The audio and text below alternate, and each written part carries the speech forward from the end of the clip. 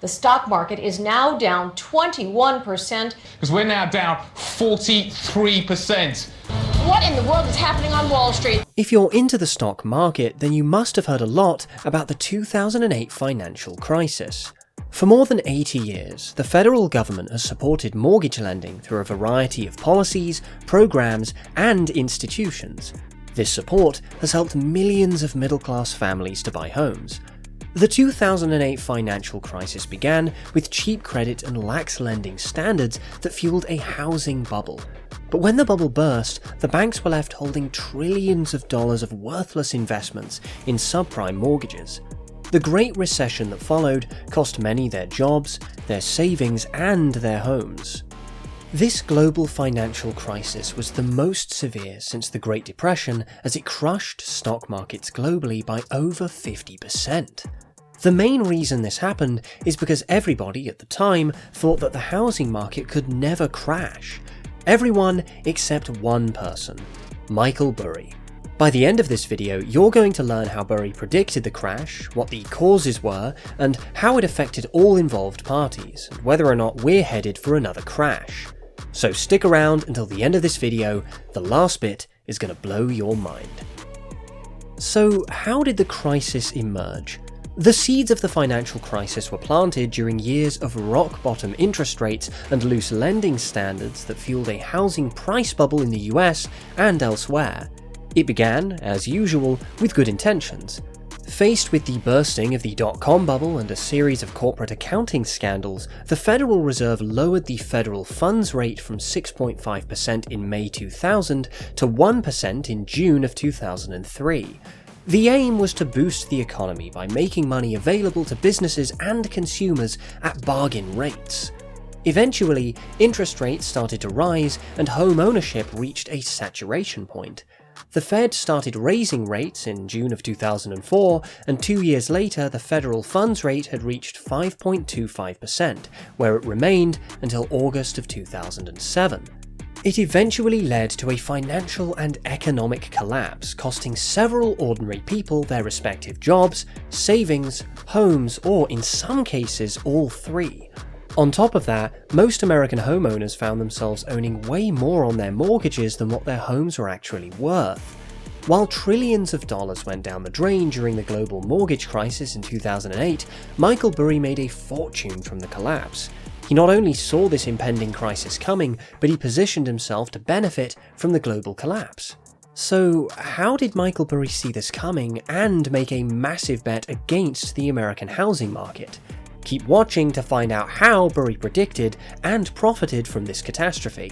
So, a little bit about Michael Burry. Michael Burry, a physician turned investor, thinks of himself as a value investor and considers Benjamin Graham and Warren Buffett as his mentors. He started his hedge fund, Scion Capital, in 2000. In 2005, he turned his focus to the subprime market. He carefully analysed mortgage lending practices followed in 2003 and 2004, and after careful observation, he began warning his clients in 2005 about the tragic meltdown. Burry predicted that the real estate bubble would burst in 2007. This brings us to a crash in the making. His research convinced him that subprime mortgages, principally the ones having lower rates and bonds based on these mortgages, will start to lose value at the time when original rates were restored by significantly higher ones. Therefore, he decided to short the market and persuaded big investment firms to sell him credit default swaps, or CDSs, against risky subprime deals. A CDS is a financial swap agreement where the seller of the CDS agrees to pay the buyer in the event that the debt defaults. It's basically buying insurance on an asset default. Everybody laughed at Burry at the time. The housing market could never crash. Who would be so crazy as to bet on its default? But Burry saw right through what others didn't want to see. The housing bubble aimed to boost the economy by making money available to businesses and consumers at bargain rates. The result was an upward spiral in home prices as borrowers took advantage of the low mortgage rates. Even subprime borrowers, those with poor or no credit history, were able to realize the dream of buying a home. The banks then sold those loans to the Wall Street banks, which packaged them into what was billed as low-risk financial instruments such as mortgage-backed securities and collateralized debt obligations, also known as CDOs. Soon, a big secondary market for originating and distributing subprime loans developed. So with that in mind, how did Michael Burry predict the crisis? Burry saw the first red flag in 2003, when he noticed that mortgages were offered to subprime borrowers at an increasing pace. Subprime borrowers represent a higher risk to the lenders. They're the ones with lower credit scores, therefore loans offered to them are considered risky. Those risky loans were then bundled together. Later, they were passed on to the market as mortgage-backed securities. Mortgage-backed securities, also known as MBSs, are bonds that are secured by home and other real estate loans. Burry saw an opportunity and decided to bet. By 2005, he became confident about this collapse and shorted the housing market by creating a financial derivative instrument, the credit default swap that we mentioned earlier. Burry had to pay a premium as it insured him against a payout if the real estate market started to deteriorate. Initially, premiums he was paying were impacting the returns generated by his company.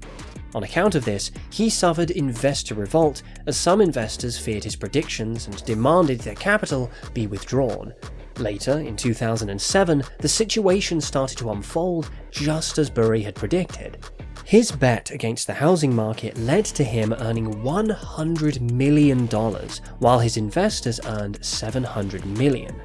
He saw the riskiness of the subprime market as millions of borrowers with low income and no assets bought homes with enormous leverage, in many cases making no down payments for mortgages that they couldn't afford when interest rates would eventually rise. He saw the riskiness of the subprime market as millions of borrowers with low income and no assets bought homes with enormous leverage, in many cases making no down payments for mortgages that they simply couldn't afford when interest rates would eventually rise. So this raises the question, how did the complacency of credit rating agencies contribute to this crisis? According to Burry, credit rating agencies were complacent, and he anticipated that this nature will cost them big time.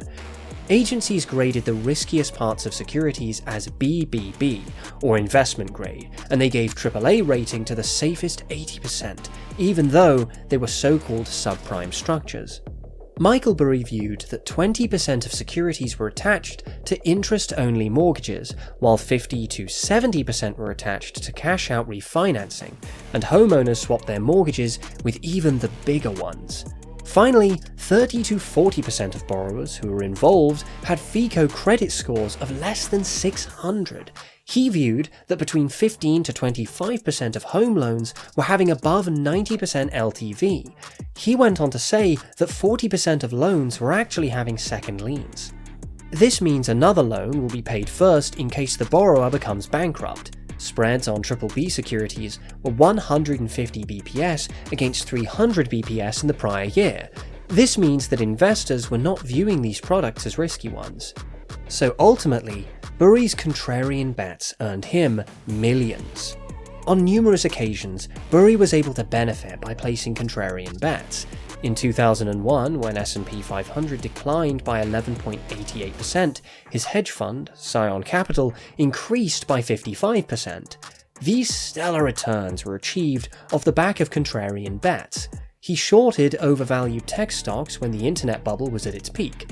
In the following year, his hedge fund was again up by 16%, while S&P 500 fell by 22.1%. In 2003, the stock market delivered a stellar performance as the S&P 500 was up 28.69%.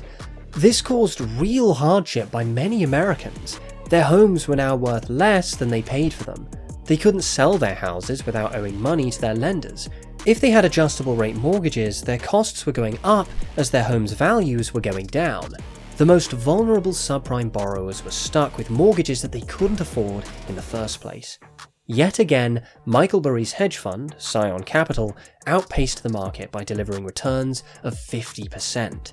The Scion assessment management boss told New York Magazine in December of 2015 that as the housing market crumbled in late 2007, he had a recurring nightmare about the disaster in the form of an airplane crashing. In an interview, he said, "I knew what was happening, but there was nothing I or anyone else could do to stop it." Burry added that on the last day of 2007, he was too upset by the catastrophe to leave his office and go home to see his family. He tweeted shortly after that the US government released data showing that sales of new single-family homes fell by nearly 17% month-on-month to 591,000 units in April, which was well below the consensus forecast of 750,000 units. Moreover, the benchmark S&P 500 index slid as much as 2.5% on Tuesday and closed 18% lower for the year. The tech-heavy Nasdaq fell as much as 3.8% and has now slumped 29% this year. So, does this mean that there's another crisis in the making?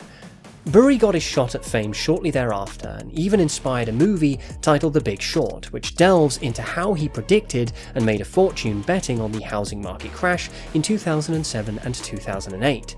He has repeatedly drawn parallels between the run-up in asset prices during the COVID-19 pandemic and the bubble that made him famous. Michael Burry has been making headlines lately as he thinks that the stock market can soon fall to historically low levels. He recently said that the current economic downturn could actually be worse than 2008. But what do you think? Do you think Burry is right? Write airplane crash if you agree with these sentiments. If you enjoyed this video, be sure to watch our previous video on Michael Burry's latest warning of a deflationary bust. And don't forget to click that subscribe button. I make videos like this every week where I uncover the secrets of money and markets. Stay tuned for the next upload.